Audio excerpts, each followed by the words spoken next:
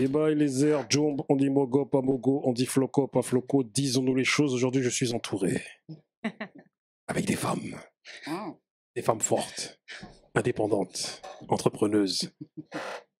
Toutes les rimes en euse. Nadia, Yes. comment tu vas? Ça va et toi? Tranquille? Ouais, merci pour l'invitation. Merci à toi. Est-ce que tu peux nous parler un peu de ton association, Ouais. Let's Do This, en Alors, quelques mots?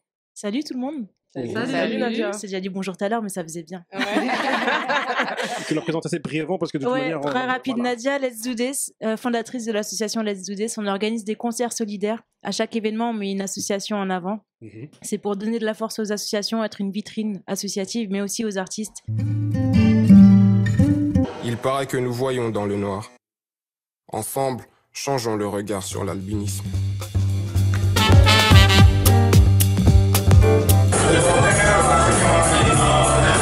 Et le nom de la musique, très important. Ok? Allez, on va le premier.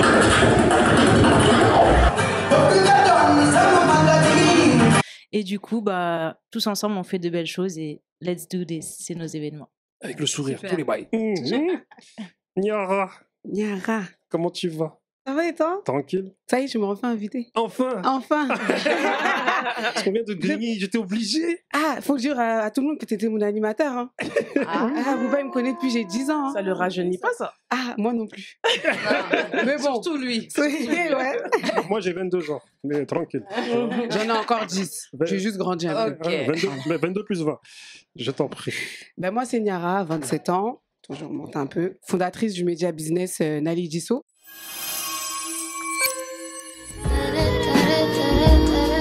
Hello les Naledji, j'espère que vous allez bien et que ça brille de votre côté. Moi en tout cas ça brille. Alors aujourd'hui on se retrouve pour notre émission Interview On brille avec et notre lumière se tourne vers... Fatou. Comment tu vas? Ça va et toi? Ça va super, merci. Ben, bienvenue à toi dans la Naledji. Merci. Mais comment tu t'es spécialisée sur les thématiques justement liées au développement personnel? C'est une longue histoire. Du coup, moi, je suis arrivée sur les réseaux en 2015 avec une histoire assez particulière. Donc c'est un média à destination des entrepreneurs et l'objectif c'est de les mettre en lumière à travers principalement des interviews, des émissions et récemment j'ai lancé un coaching pour les aider à parler correctement de leur business en vidéo. Donc là je fais une exclue, le coaching est disponible au CPF, donc, Aïe. si vous voulez, Yes. n'hésitez pas. 3 habitudes à prendre avant de passer devant la caméra. Et donc ça fait maintenant 4 ans que je mène ce projet et voilà, donc ça m'a ouvert beaucoup de portes en tant qu'animatrice d'événements, en tant que journaliste, vraiment beaucoup de choses. Donc voilà, vous pouvez me suivre sur les réseaux sociaux, Nali Disso, hein. On est sur TikTok, Instagram, Facebook et on a un site internet aussi, www.naledi-so.com. Là, je respecte ta combativité. Parce que tu n'as pas le temps. J'ai pas le temps. Tu vois, on est ensemble, quand on est là, on va filmer les gens, tout ça. C'est là. ça. Je te vois, Ouais, tu t'as fais- tout vu hein, depuis le début. Moi, hein. je te suis, je te T'as suis. tout vu depuis le début, ouais. Laura. C'est moi. Mhm. Bonjour tout le monde. Ça Salut. fait plaisir de voir des beautés comme ça là autour Merci. de moi. Merci Bouba pour l'invitation. Donc du coup, moi je suis Laura, je suis assistante sociale, intervenante sociale. Je suis aussi conseillère en insertion professionnelle. Donc je suis la motivatrice qui boxe les mots MAUX. C'est-à-dire que ma mission est de révéler en chacun d'entre nous le potentiel qu'il y a et la valeur qu'il y a. Parce que chacun d'entre nous a une mission particulière. When your intentions are pure, you don't lose anyone. They lose you. Remember that. Du coup, je vais essayer d'abréger, mais c'est de ça qu'il s'agit. Donc, n'hésitez pas à me suivre aussi. Motive avec les mots sur Insta, on est partout et voilà. Ok, cool. Merci. Salut les filles, donc moi c'est Kuta, Bubble Crazy 93 sur les réseaux. Donc moi j'ai différentes activités, c'est-à-dire que je fais des présentations pour un média qui s'appelle Black et Parano. Coucou la team, j'espère que vous vous portez bien. Je suis très heureuse de vous retrouver pour cette nouvelle session. Il s'agit du Parano Live numéro 22. S2C1, Black Parano, il est temps de tout calculer. Est-ce comme supérieur à toi, la stratosphère est sidérée de ce que fait le pouvoir de l'oseille. À nos enfants de nos quartiers, ne nous laissons pas dénigrer. Je suis directrice artistique d'un label qui s'appelle S2I Record et je lance ma nouvelle émission qui s'appelle Bubble Crazy Show dans le but de mettre en avant des artistes sous-cotés, mais aussi des personnalités issues des quartiers qui ont des choses à dire et qui ont un parcours intéressant. Voilà. Magnifique. Cool.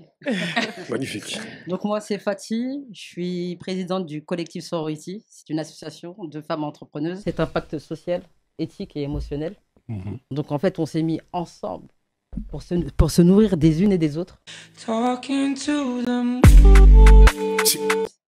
Et je suis co-gérante d'un salon de coiffure, le Young Barber Club.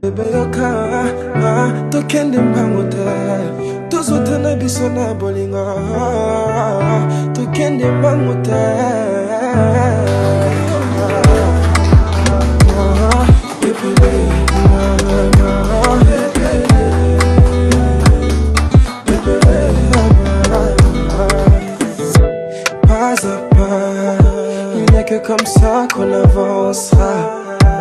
Béton, mon cœur s'emballe. Tu vas vite pour pas perdre de time. Fais tout doucement. Car si on saute les marches, on s'écroulera. Tu me l'avais promis, bébé. Prenons le temps avant de s'engager. Yo monelinga, bébé. Yo simbi singa motema.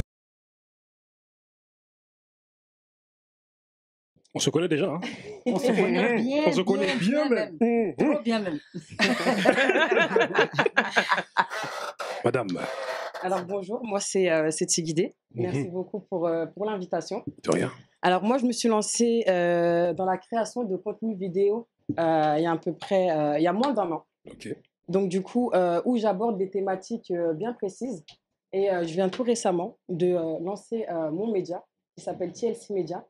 Donc, du coup, vous pouvez me retrouver sur Insta en tant que média et je vais à la rencontre d'entrepreneurs.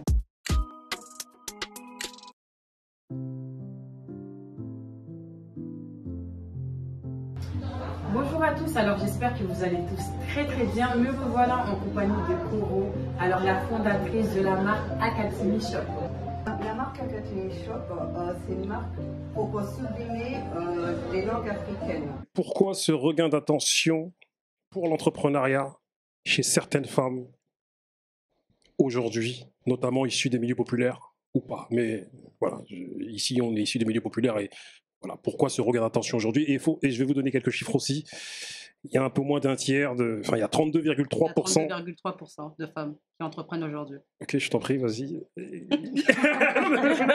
C'est bien. Il faut savoir déjà que chaque année, il y a 200 000 femmes qui entreprennent. Donc c'est un tiers. 32, presque à 33%. Et c'est dû à l'évolution aussi de la nouvelle génération d'hommes qui laisse sa femme justement aller travailler, qui s'occupe des tâches des tâches ménagères, qui la pousse justement à entreprendre. Il y a aussi le plafond de verre, je ne sais pas si vous connaissez. Yes. Donc quand tu reviens, un exemple tout bête, quand tu reviens de maternité et que tu reviens à ton poste, ton salaire n'évolue pas. Soit tu ne trouves pas de travail parce que tu as des enfants. Donc la femme, elle se rend compte qu'il n'y a pas de parité, il n'y a pas d'égalité. Donc elle va chercher à entreprendre. Voilà. Et il y a les réseaux aussi. Les réseaux font aujourd'hui que voir une sœur entreprendre, ça donne du courage, ça donne de la force à la femme justement d'entreprendre et de faire ce qu'elle aime. Voilà. Donc il y a ces 3 choses-là qui donnent envie d'entreprendre aujourd'hui. Magnifique. J'ai fait des recherches, mais les recherches, en fait, c'est toi qui les as. Non, mais c'est la connexion. Non, mais c'est bien. Pourquoi? Je suis présidente d'une association d'entrepreneuses. Donc aujourd'hui, il faut quand même un petit peu savoir de quoi il s'agit. Et je pense que... Voilà. Elle a comment dire, introduit avec les chiffres. Maintenant, il faut l'humain. Vous, pourquoi il y a un regain d'attention pour l'entrepreneuriat chez les femmes, selon vous? Qui veut prendre la parole? Moi, je veux bien. Je t'en prie. C'était très complet, merci. Du coup, juste pour compléter, je pense que, donc, hormis la notion de réseau, c'est vrai qu'actuellement, il y a beaucoup... les femmes ont pris conscience, en fait, du développement personnel, du pouvoir du mindset. Et du coup, il y a beaucoup de personnes qui ont décidé d'investir sur eux. de manière générale, c'est-à-dire qu'elles ont gagné en confiance, elles ont gagné en estime, et c'est ce qui fait que, comme tu le disais, le fait de voir d'autres personnes aussi entreprendre, réussir, ça te permet de dire que c'est possible, tu vois. Donc il y a vraiment ce côté-là, s'identifier à d'autres femmes et en même temps se dire que, en fait, même si j'ai pas forcément les diplômes, même si j'ai pas forcément eu le parcours de tout le monde, mais je suis quand même légitime, je suis quelqu'un, tu vois, et je peux faire. Et donc du coup, moi je pense que le mindset, c'est vrai qu'on en parle beaucoup, mais au niveau des femmes, surtout quand on voit toutes les responsabilités qu'on a, la charge mentale, on va pas en parler aujourd'hui, sinon on va pas terminer. Mais du coup, c'est un sujet à suivre peut-être. Mais du coup, non, le mindset, avec les réseaux sociaux en plus de ça, ça donne vraiment de la force, tu vois. C'est vrai. Moi, je suis tout à fait d'accord avec toi. Je vous rejoins, je te rejoins. Fatih, je te rejoins aussi. Moi, je pense qu'aujourd'hui, la femme, elle n'a plus peur. Ça veut dire que la femme, elle réalise qu'elle est capable d'entreprendre. On avait peur dans le sens où, en tant que femme, on se disait, bon, je suis mariée, il y a certaines choses que je vais pouvoir faire et il y a certaines choses que je vais pouvoir pas faire. En tant que maman aussi, j'ai un enfant, ça va être compliqué. J'ai 2 enfants, ça va être compliqué. Je peux pas. Mais maintenant, avec les modèles qu'on a, qu'on voit aujourd'hui, on se dit, mais c'est possible. C'est possible si elle a réussi en tant que femme mariée ou en tant que femme avec des enfants. Pourquoi moi, je réussirais pas, en fait? Donc, on n'a plus cette peur-là. On est toutes capables de faire quelque chose aujourd'hui. On a toutes des capacités avec des diplômes ou non. Moi, je sais aujourd'hui que voilà, je suis capable de faire certaines choses, excusez-moi. Donc, il faut que je sorte de ma zone de confort. Je vais de l'avant, soit ça marche, et c'est tout bénef. Si ça ne marche pas, tant pis, je réessayerai quelque chose d'autre, en fait. On n'a plus cette peur-là aujourd'hui, et c'est ce qui fait qu'il y a un boom dans l'entrepreneuriat féminin. Ta zone de confort, c'est la cuisine ou Fâchez-vous comme vous voulez. On se calme. Moi, ma zone de confort, je le crie haut et fort, c'est la cuisine. Je suis une femme, je sais cuisiner, j'en suis fière. Aujourd'hui, j'ai des invités et je ne vais pas appeler « Allô, maman ». C'est de ça qu'il s'agit. Je prends ma marmite et je la pose.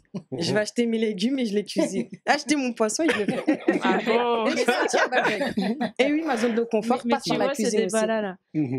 La cuisine, etc. Parce que les hommes, aujourd'hui, pensent que du fait qu'on va entreprendre en tant que femme, on va délaisser la famille, le foyer, etc. Alors que pas du tout. Aujourd'hui, on sait tout faire. On va faire la cuisine. Après la cuisine, on va s'occuper des enfants. Après les enfants, on va aller travailler. Après le travail, on va faire l'extra du travail, tout ce qui est en plus du travail. Tout est une question d'organisation. Tout est une question d'organisation. C'est pour ça que souvent, il y en a qui disent mais nous, on a à faire plusieurs choses en même temps, mais vous, les gars, je suis dans les... On est dans les généralités. Mais que les hommes, on a du mal à faire plusieurs choses à la fois. Exactement. Alors que la preuve en est. Moi, je suis d'accord. On ne rentre pas dans ça. Moi, je suis d'accord. C'est ça. Moi, pour moi, je veux rebondir sur ce que Chigide a dit. Je pense que c'est pas vraiment lié à de la peur, mais plutôt à ce que la société nous a inculqué. Nous, en fait, on a un chemin tracé. Après, je vais parler plutôt des femmes de l'Ouest. On sait que nous, dès qu'on est, voilà, soit on va à l'école ou voilà, on peut faire de grandes études, mais encore, on sait que notre finalité, en fait, c'est le mariage, avoir des enfants et compagnie. C'est-à-dire que déjà, nous-mêmes, on ne nous met pas dans l'esprit « Ah, toi, tu peux créer ton entreprise. Toi, tu peux entreprendre. Toi, tu peux faire ça. » Non, on nous dit « Tu es une femme. Il faut forcément que tu sois mariée, que tu aies des enfants, que tu prennes soin de ton foyer, etc. etc. » C'est-à-dire que nous, dans notre tête, on ne voit pas plus loin. On ne s'imagine pas. Mais là, justement, grâce aux réseaux sociaux, grâce aux associations, etc., on nous montre que ah ben si, nous les femmes on peut faire ça. Mais c'est ça. Donc je pense que c'est même pas de la peur, c'est plutôt de l'ignorance qu'on avait au début. Aussi, je pense. Bah après la peur, ça, bon, je pense que c'est le fait de se lancer, il y a toute la paperasse, le fait de oser et qu'on ait peur aussi de l'échec, enfin plutôt que les gens voient l'échec comme une finalité, alors que bon personnellement non. Je trouve que c'est une nouvelle chance de pouvoir recommencer, mais d'une autre manière. Mais voilà, il y a tout ça qui est lié et qui fait que quand une femme elle entreprend, tout de suite on lui dit elle a pas notre temps, ou elle est, enfin j'ai déjà eu des remarques du genre soi-disant les femmes qui entreprennent font peur. Toujours. Pourquoi? Et tant mieux.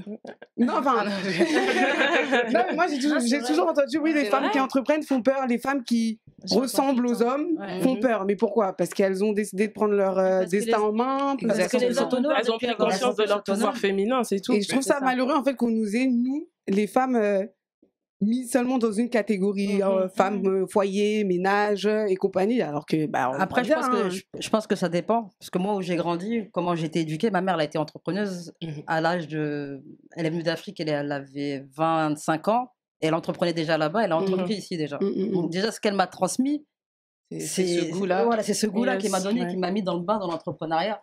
Donc depuis l'âge de 9 ans, moi j'ai commencé les marchés avec elle, on a fait plusieurs activités. Elle m'a montré ce chemin. Et en Afrique, depuis très longtemps, c'est comme ça en fait.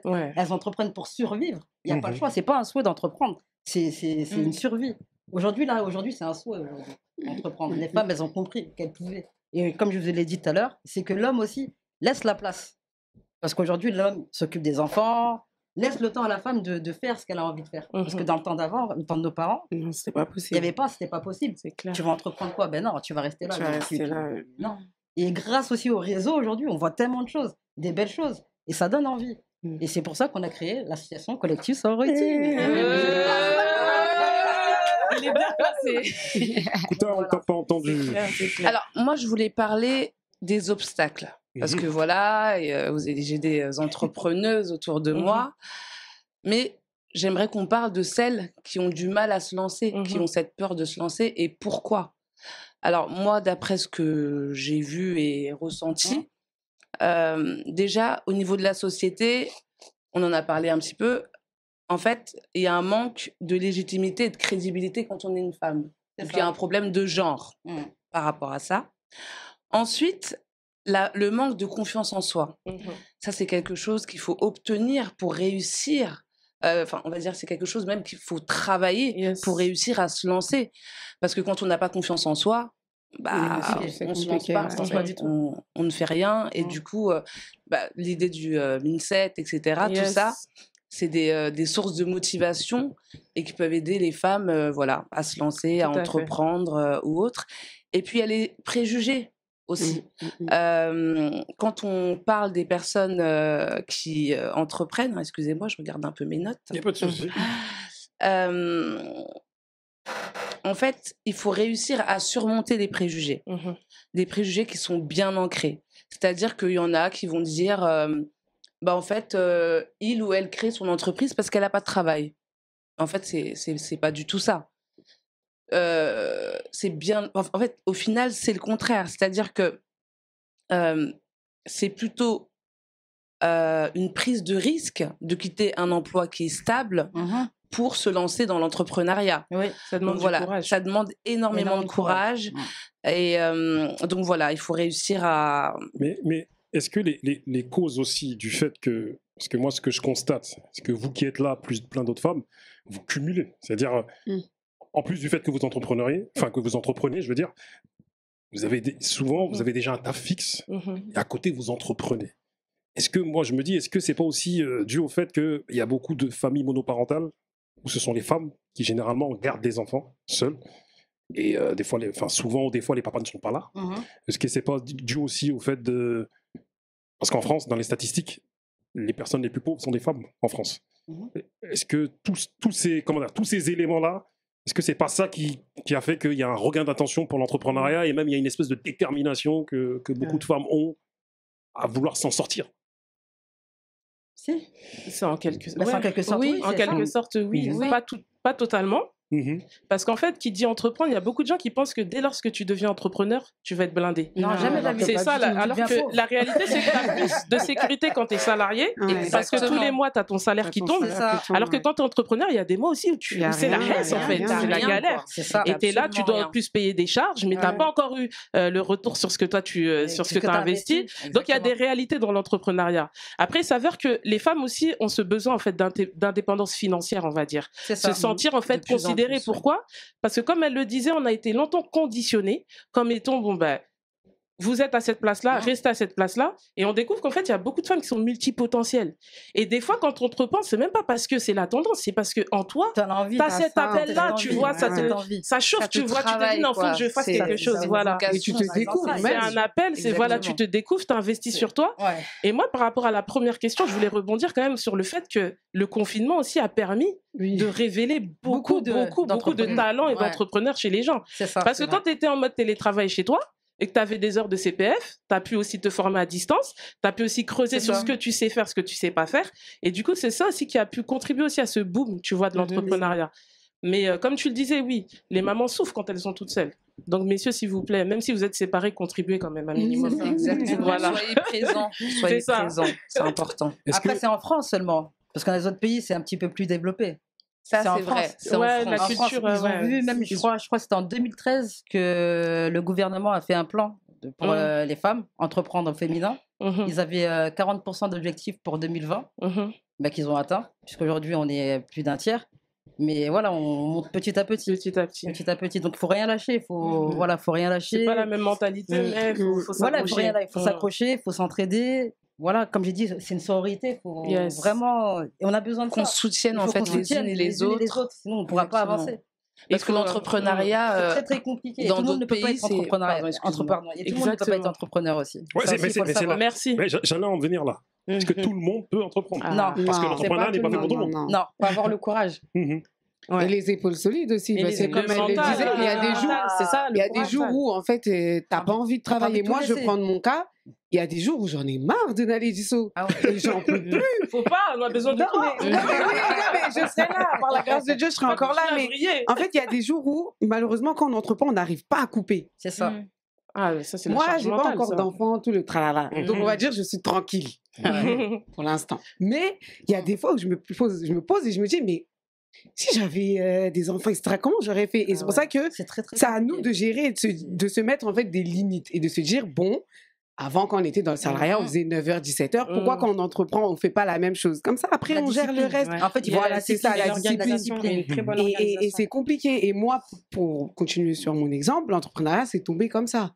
C'est-à-dire que chez moi, il n'y a personne qui entreprend. Moi, je n'ai pas eu l'exemple de la maman ou compagnie. Il n'y a personne. C'est-à-dire que quand j'ai vu que c'était ce chemin-là qui m'était destiné, moi, c'était chaud. Daron, là, c'était chaud. Ils comprenaient pas. Et pour dire que c'était limite si c'était un peu mon père qui me freinait. Parce qu'en fait, pour lui, il se disait, mais attends, ma fille, elle a eu un bac +5, elle a bien travaillé à l'école. Dès qu'elle a fini ses études, elle a directement trouvé un travail. Pourquoi est-ce qu'elle va se casser la tête à aller filmer des gens? Non, mais c'était clairement ça. Ouais, c'est une perte de temps. Voilà. En fait, il ne voyait pas. Et c'est quand il a vu que les gens, même au travail, à son travail, ils disaient, ah, mais ta fille ceci, ta fille cela, machin. C'est là où carrément, c'est lui me dit, ah, tu filmes pas aujourd'hui? Ah, les papas. On les connaît. Mais pendant longtemps, ça a été compliqué. Et c'est là. À la télé? Ah, il attend que ça. Je crois que c'est quand je passais à la télé, là, il serait tranquille. C'est moi qui l'ai poussé. Non, mais tout ça pour dire que je pense que la peur, c'est aussi l'entourage qui met ça sur nous. Et ça fait que nous, déjà, on n'a pas trop confiance, on hésite. Eux, ils ajoutent ça. Et après, c'est compliqué parce que moi, j'ai lutté avant de lancer Naledi Disso. Et c'est mon grand frère, c'est Jigé Salé. Il me dit, mais vas-y, fais-le. Je t'en fous, t'as rien à perdre. Donc là, je suis là encore 4 ans après, je suis contente. Mais parce que c'est des milieux qui connaissent pas vraiment, en fait. Ah ouais, mais vraiment, quand je dis, il n'y a personne chez moi, il n'y a personne. Ils ont du mal à comprendre pourquoi. Imagine le milieu de la solidarité. Parce que moi, je ne suis pas payée pour ce que je fais. Je travaille à côté. Donc ça, mais ma mère, elle me regarde tous les jours, mais pourquoi faire? J'ai commencé en 2011. On est en 2022. Elle me dit, t'es encore en train de faire tes trucs là? Elle comprend pas en fait. Mais après, quand elle voit ce qu'on a fait, le résultat. Elle dit c'est bien, mais elle le dit pas à moi. C'est tout le temps comme ça. Mais ce que je veux dire, c'est que effectivement, les obstacles, c'est dur au quotidien en fait, parce que quand t'as pas ta famille qui te soutient forcément dans ce que tu fais, c'est très compliqué. Mais quand tu lâches pas parce que c'est de la passion. Moi, je sais ce que je fais, c'est passionnel, donc j'aime faire ce que je fais. C'est pour ça que je lâche pas, en fait. Mais ces obstacles-là sont, c'est des obstacles de la vie qu'on a en tant que femme aussi, parce que célibataire, pas d'enfants, etc. Donc, effectivement, c'est des petits sacrifices en même temps qu'on fait. Mais après, il faut savoir se réorganiser au moment venu, quoi, quand ça viendra. Dans ce que vous dites, je décèle 2 peurs. Il y a la peur de la famille qui se dit, elle se lance dans un espèce d'entrepreneuriat, que ce soit même au niveau associatif, même si on n'appelle pas ça comme ça dans le milieu associatif, mais c'est de l'entrepreneuriat en vérité, tu vois. Voilà, il y a la famille qui se dit, elle prend tellement de temps dans son activité que finalement, ce qu'on appelle dans la société l'essentiel, faire des enfants, se marier, elle met ça un peu de côté, donc on a peur. Exactement. On a peur parce qu'on se dit, il faut une sécurité financière, une sécurité morale et tout ce qui va avec. Et il y a aussi la peur des hommes.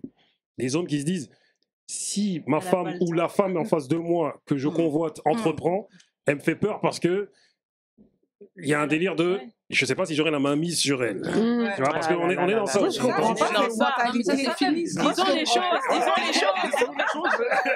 Moi, je comprends pas cette mentalité. Je peux tout le temps le voir comme une force. C'est un problème d'ego. Parce qu'en fait, c'est ça. Et tu as des hommes qui disent oui, moi, il faut que ma femme elle fasse ceci, cela. Mais dès qu'elle fait trop, bizarrement, ça commence à gêner. Pour moi, pourquoi ne pas le prendre comme une force et avancer ensemble?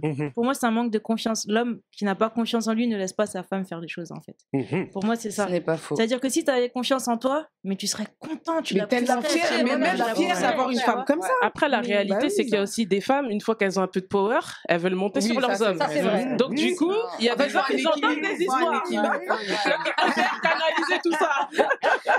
Il faut trouver le juste équilibre, il faut beaucoup communiquer. Je pense que c'est la base, en fait. Il faut lui expliquer. Mais aujourd'hui, il y a quand même... Si c'est nouveau, excuse-moi, si c'est nouveau, si c'est nouveau, si ton mari n'a pas l'habitude de te voir entreprendre, le fait que tu commences une activité, ça va lui faire peur.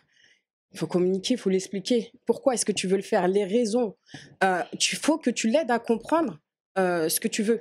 Et en faisant ça, en parlant, en échangeant, lui, ça va le permettre de te comprendre, de se mettre à ta place, et ça va le rassurer.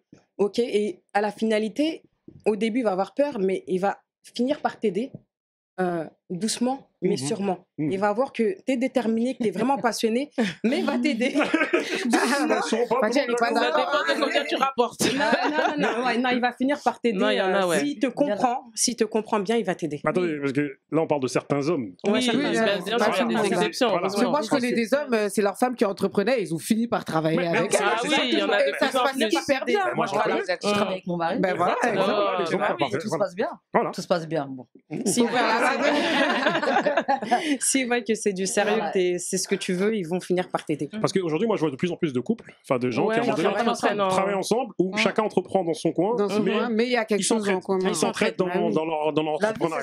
C'est ça, c'est le partage, c'est l'entraide. C'est comme ça qu'on va réussir. C'est clair. Moi, je vois pas d'autre solution, en fait. Après, il y a le problème aussi des pensées limitantes des gens. C'est-à-dire qu'il y a un travail de mise à jour à faire dans le cerveau de beaucoup. Même nous, nous tous qui sommes présents, on a dû travailler sur ça. Parce qu'on a eu tellement d'éléments, on nous a conditionnés, comme tu le disais, et on percevait les choses d'une certaine façon, tu vois. Et ces hommes-là, parfois, ils ont juste peur parce qu'ils se disent, mais ma femme, elle va se lancer dans un truc, mais est-ce que derrière, il y a la sécurité? Comment ça va se passer? Donc, des fois, si c'est juste de la peur, ils veulent nous soutenir. Mais c'est à nous aussi de leur donner en fait l'envie d'investir aussi sur nous. Parce que parfois, ils ne comprennent pas. Il y a des filles qui se réveillent, qui disent « Ouais, je veux entreprendre », mais tu n'expliques pas ton pourquoi, tu vois, ton why en fait, de quoi il s'agit. Et un homme, quand il sent que cette femme-là, quand elle parle de quelque chose, qu'elle est à fond dedans, avec le temps, il va vouloir te soutenir. C'est obligé, parce que tu vas lui donner envie, tu vois. Je pense que c'est important. Par où commencer. C'est ça. On ne savait pas par où commencer. Ça veut dire « Ah, j'ai envie de faire ça », mais comment? On se cherchait. Et on a grandi dans un milieu où, enfin moi personnellement, où il n'y avait pas beaucoup de monde qui entreprenait. J'avais pas mes parents entrepreneurs, donc je me suis dit, mais j'ai envie de faire ça, mais par où je vais commencer et comment? Et le fait de voir toutes ces femmes-là, et même hommes, hein, parce qu'on peut être inspiré par des hommes qui entreprennent. Il a commencé par là, ok, ben, je vais passer par là aussi, et peut-être que ça me mènera quelque part. Bien sûr. On avait aussi... Je sais que le temps passe vite, mais on arrive bientôt à la fin de notre entretien. Déjà On était trois en fond, là.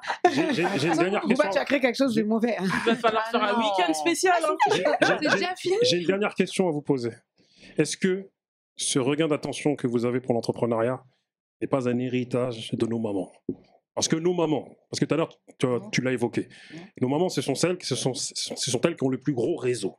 C'est-à-dire, bon, aujourd'hui elles sont sur WhatsApp même. Et elles sont là, bon, il y a des vidéos fake, il faut leur expliquer, c'est pas vrai. Mais nos mamans sont réseautées de fous malades. C'est-à-dire que je suis sûr que je dis le nom d'une maman ici à ma maman, elles se connaissent. Ah, je la connais. La connaît de 1960, était là-bas au Sénégal, son oncle c'est lui, ci et ça, tu vois. Et nos mamans en plus sont entrepreneuses depuis. C'est ça. Tu vois, parce qu'elles entreprennent au marché, même, même les mamans au quartier qui vendent les glaces, les bijoux, les tissus, les pastels, les tchèques, les mamans qui mettent dehors. Les bouteilles d'eau même. Voilà, c'est ça. Elles ont l'esprit. Les mamans qui, malheureusement, à cause du fait qu'elles sont dans un cadre familial où le papa s'en va au bled, mais ça, c'est un autre débat. Il s'en va au bled, il laisse la famille ici. Donc, les mamans sont obligées de vendre des produits dehors dans les quartiers. C'est-à-dire vendre des glaces, vendre des pastels dehors. Parce que, voilà, même les aides sociales. C'est-à-dire que même la saison, elle arrive. C'est-à-dire que même les aides sociales, certains hommes, ils le prennent et ils vont au bled. Exactement. Ils doivent se débrouiller tout seuls. J'espère que je serai là, du coup. En tout cas. C'est un autre débat. Mais quoi qu'il en soit, est-ce que vous n'êtes pas inspiré par nos mamans qui sont entrepreneuses depuis, en fait, mais de manière, on va dire, informelle? Informelle, oui. Pour moi, c'est la base. C'est la base, oui. Par exemple, moi, j'habite actuellement à Bondy, et c'est vrai que quand on se balade sur le marché ou même ailleurs, il y a des mamans qui sont là pour vendre des produits de beauté, du maïs, des pastels ou autres. Et c'est vrai que c'est à petite échelle, mais en fait, elles se donnent à fond, quoi. Elles sont motivées, elles sont là du matin au soir. Et elles lâchent rien. Jusqu'à pas d'heure. Hein. Exactement. Elles sont posées sur leur petite chaise, elles ont leur petit casier et tout. Elles sont plus fortes que nous. Et elles sont incroyables, en fait. Elles sont ensemble. Elles sont ensemble. Ah, la différence. Elles vendent toutes la même chose, mais elles sont toutes à côté. Exactement. C'est-à-dire qu'elles sont toutes à côté. Il n'y a pas de machin. Elles sont pas dans le... Ouais, c'est dans la concurrence, en fait. Limite, elles vont dire, va chez ma copine à côté, elle n'a pas vendu aujourd'hui les brochettes là. C'est comme ça qu'il faut qu'on soit. Alors que chez nous là, c'est comme ça qu'il faut qu'on soit. Aujourd'hui, chacun a son truc, il faut qu'on se donne toute la force. Il y a de la place ensemble. Le monde, il est vaste. Il y a de la place pour tout le monde. Mais moi, je trouve que c'est nos mamans justement, elles ont cette solidarité là, mais nous. Un peu moins. De plus en ça se travaille. De plus en plus. Mais ça serait mieux que ça soit, que ça soit plus, quoi. Fait automatique, limite. Parce que, voilà, il faut prendre exemple sur nos mamans, justement, qui, elles, se posent pas tant de questions, n'ont pas d'histoire d'ego ou autre.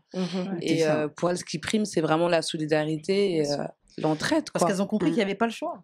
C'est ça. Mais il faut qu'on comprenne. Et nous, il faut qu'on oui, voilà, c'est important aussi. C'est important. Je sais qu'à chaque événement qu'on fait, nous, c'est des concerts solidaires, mais j'essaie toujours de mettre des intervenants que je connais, des copines qui font des bijoux, qui font autre chose, pour qu'elles aient leur stand et qu'elles puissent montrer ce qu'elles font. Exactement. La dernière fois, on m'a appelé, mais c'est combien? Mais c'est rien du tout, c'est gratuit, ma sœur. Tu viens, tu montres ce que tu fais et c'est super important. Des copines stylistes, voilà, elles vont défiler. Elles vont défiler. On va parler d'elles. Le plus important, c'est qu'on soit ensemble et on parle des projets de l'une de l'autre. C'est ça. Et puis pour aller plus loin, il y a aussi des partenariats. Par exemple, deux hommes qui vont créer un petit resto et qui vont faire appel à des mamans qui vont cuisiner du tchèb et du coup, ils vont le vendre. Donc il y a des petites choses comme ça qui sont le Bolibar, je fais une petite pub. Le Bolibar fait ça. Donc big up au Bolibar qui justement chaque dimanche ils font des brunchs et ils invitent une maman pour faire une cuisine différente. Trop fort. C'est bien ça. Et je vais juste rajouter un truc. Tu sens que je vais finir, hein. Tu sens. On n'a pas eu le temps de parler là. On n'a pas eu le temps. Juste une petite annonce. Dire que le 24 septembre, le collectif Sorority est invité au forum au Maroc pour parler de l'entrepreneuriat féminin avec le mouvement panafricain Leader. Bravo. Que je tiens à remercier. Voilà. C'est où au Maroc? J'y serai. À Dabi. On en reparle, sinon Bouba il va nous engueuler. Même plus. Non mais Bouba, tu nous as pas laissé assez de temps pour parler. Ne vous inquiétez pas, on va se faire d'autres sessions. Ne vous inquiétez pas, à la rentrée. C'était l'intro. Moi, il faut que j'intervienne aussi. Dis-moi. On peut pas laisser les choses comme ça. Moi, ce que je voulais dire, c'est que c'est vrai qu'on a longtemps eu le discours de les femmes s'entraident pas, les femmes se tirent dans les pattes, etc. Mais moi, je remarque que quand même sur les réseaux, il y a une vague de positivité de dingue. C'est-à-dire que les gens ont pris conscience du fait que chacun de soi a quelque chose de spécial, tu vois. Ça. Et du coup, elle, son slogan, c'est briller. Et elle n'hésite pas, en fait, à faire appel à d'autres femmes pour mettre aussi la lumière sur elle. Toi, tu es dans la sororité. Pour les gens qui ne savent pas, la sororité, c'est le fait d'unir les femmes entre elles. C'est un pacte social. Et de soutenir. Et il faut qu'on mette l'accès sur ça, en fait. Qu'on se focalise plus sur le positif qu'il y a, plutôt que sur les choses négatives. Oui, bien sûr. Non, mais après, c'est une réalité, ça n'évolue pas. Hein. Mais je compare avec nos mamans qui, pour elles, c'est quelque chose d'inné. Et nous, ça avance petit à petit avec le temps. Et par exemple, moi, je suis beaucoup plus soutenue par des hommes. Voilà. C'était une belle gosse. Non, mais c'est vrai. sur mon compte Instagram, donc je répète Bubble Crazy 93, j'ai 80% d'hommes qui me suivent, me donnent de la force. Les hommes, ils aident tellement sans calculer, sans intérêt. Il y a de l'intérêt dans ce que je poste, mais... Non, quand je dis sans intérêt, c'est dans le sens, tu vois, ils vont donner de la force, ils vont partager un truc facilement, ils vont pas réfléchir, en fait, exactement. à parler d'un truc, on a plus tendance à réfléchir. À négocier, si je partage, elle va faire quoi, elle va se la raconter. En fait, des fois, mettre la concurrence là où il y en a pas, en fait. Exactement. Comparer, machin, elle ceci, elle cela. C'est ça qui est dommage, on devrait même pas réfléchir. C'est un manque de confiance, ça se travaille, quoi. Non, mais le monde des femmes, c'est le monde impitoyable de Dallas. mais il y en a quand même qui... Ah oui, il y en a. Voilà, moi je vois de plus en plus d'évolution en termes de sororité. C'est sur la bonne voie. Bien sûr. Voilà, c'est sur la bonne voie. Et pour finir... Comme je vous l'ai dit en haut, parce que je vais dire ce que je vous ai dit en haut tout à l'heure. Merci, volume s'il vous plaît. Si, j'ai dit justement. Mesdames, vous êtes fortes. Ah, j'ai pas dit merci. Tout à l'heure, on a parlé de charge mentale. Yes. On a parlé de plein d'autres choses encore. Yes. Mais en plus du fait que vous cumulez différentes activités professionnelles, personnelles, souvent dans ces sociétés-là, aujourd'hui, il y a de plus en plus d'hommes qui s'impliquent dans l'éducation, tu vois. Parce que moi, j'en vois les nouvelles générations, ça y est. Bon, même des anciennes, il y en a certains. Mais vous cumulez plein d'activités. J'avoue, c'est vrai. Je l'ai même pas dit. Mais vous êtes forte. C'est vrai qu'on fait plusieurs choses. Merci. Il n'y a pas de choix, mec. Bien sûr, mais Bouba, c'est pas ça que t'as dit tout à l'heure. C'est pas ça que t'as dit. T'as dit les femmes, là, vous êtes même parfois plus fortes. Même pas parfois, vous êtes plus courageuses que les hommes. Vous êtes plus fortes, plus courageuses. Nous-mêmes, dans mes activités, je préfère travailler avec des femmes. C'est ça que j'ai dit en haut tout à l'heure. Je préfère travailler avec des femmes, plus de femmes que d'hommes, parce que des fois, les hommes, nous aussi, il y a un problème. C'est comme moi, des fois, je préfère travailler avec des hommes parce que les femmes. En fait, c'est chaque. Oui, ça dépend. C'est variable. Moi, ça dépend. Mais des fois, quand t'es une femme et t'es avec des hommes, en fait, t'es tranquille. Tu dis, vas-y, il n'y aura pas cette espèce de petit égo, concurrence bête là qui sert à rien. Et ça, c'est la même chose. Après, chacun est différent. C'est ça. Homme ou femme. Il faut trouver sa place. Voilà, c'est ça. C'est la qualité de l'homme qui compte. Et c'est l'humain avant tout, en vrai. On ne reste pas que d'homme ou de femme, en vrai. Merci à vous. Merci à toi. Merci. T'as eu chaud un peu.